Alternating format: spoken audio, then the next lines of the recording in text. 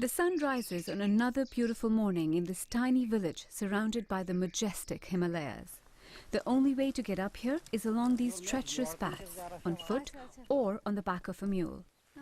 But despite its remoteness, high in these mountains is a beacon of hope for children here. A young Kashmiri woman has set up a remarkable school. Simple ideas, our family decided we start a school for basic education. Let's get some good basic education started in the area, and then it'll grow and basically give the kids the same opportunity that kids elsewhere have. And this school started with that idea. We give them that foot in the door, and then they can, do whatever they want basically. The noble Brutus hath told you that Caesar was ambitious. The children move seamlessly from Shakespeare to Harry Potter. And grievously had Caesar answered. There are even some budding young poets.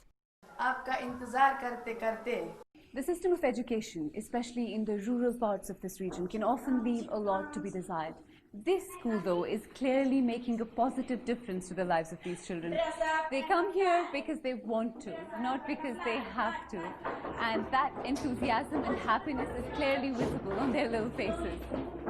Some of the students are the first in their families to receive an education, and their curiosity for the world knows no bounds.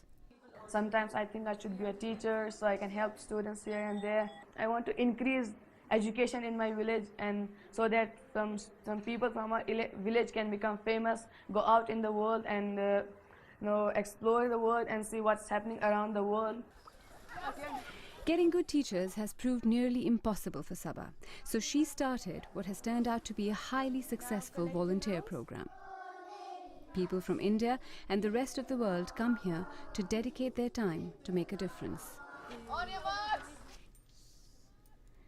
These children are keen and eager to make their mark in the world, and this remarkable school is giving them an important head start. Alia Nazki, BBC News, Brisbane, Kashmir.